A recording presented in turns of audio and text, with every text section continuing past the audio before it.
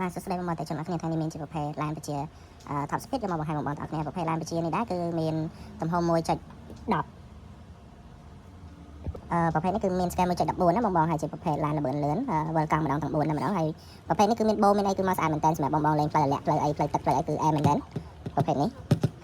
ប្រភេទនេះក៏យើងធ្លាប់មាន stock ដែរខណៈ stock មុនយើងមានពណ៌បៃតងនោះអញ្ចឹងណាបងហើយប្រភេទនេះគឺល្អប្រើមែនតើយកមកលើកណាក៏អស់ដែរហើយចុះ stock ថ្មីនេះគឺមានពណ៌ខៀវនេះហើយប្រភេទថ្មក៏ធំដែរសម្រាប់យើងលេងហើយប្រភេទ tele គឺ 2.4 គឺបានបញ្ជាបានចម្ងាយឆ្ងាយអញ្ចឹងបងហើយមានកន្លែងស្រី speed ស្រីល្បឿនអីនៅលើនេះបងលើ tele ហ្នឹងយើងចង់យឺតខ្សែអីស្រីតាមនឹងកង់អីយើងចង់ឲ្យវាស៊ីខាងណាយើងអាចស្រីខាងនឹងបានអញ្ចឹងណាបងហើយប្រភេទនេះគឺយើងដោះហើយប្រភេទខាងលើហ្នឹងគឺប្រភេទជាប់ទុនអញ្ចឹងយើងបុកមិនប៉ះខ្លាំងមិនក៏វាអត់ងាយនឹងបែកបាក់ដែរបងនេះប្រភេទថ្មហើយបងឲ្យមើលគ្រឿងក្នុងបានគឺចឹងហ្មងហើយតួខាងក្រោមនេះ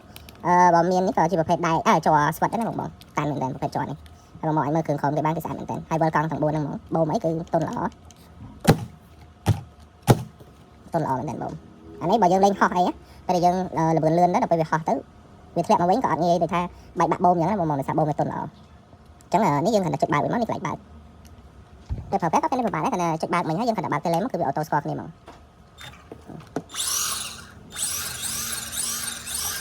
គ្រាន់តែខ្យល់វាត្រជាក់ក៏លឿនក៏នេះដែរណាបងនេះបើយើងដាក់ឲ្យអស់ល្បឿនពេលដែលយើងបញ្ជាវាទៅមុខទៅគឺវាហោះហ្មងប្រភេទនេះល្បឿនលឿនខ្លាំង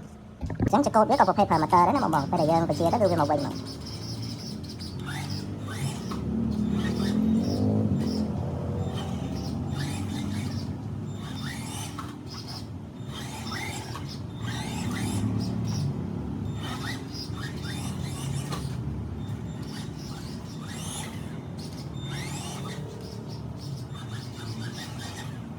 បងមានចំណាប់អារម្មណ៍អាចតទៅមកកាន់ page បានយើងមានសេវាកម្មដឹកជញ្ជូនមកដល់ផ្ទះតែម្ដងអរគុណច្រើន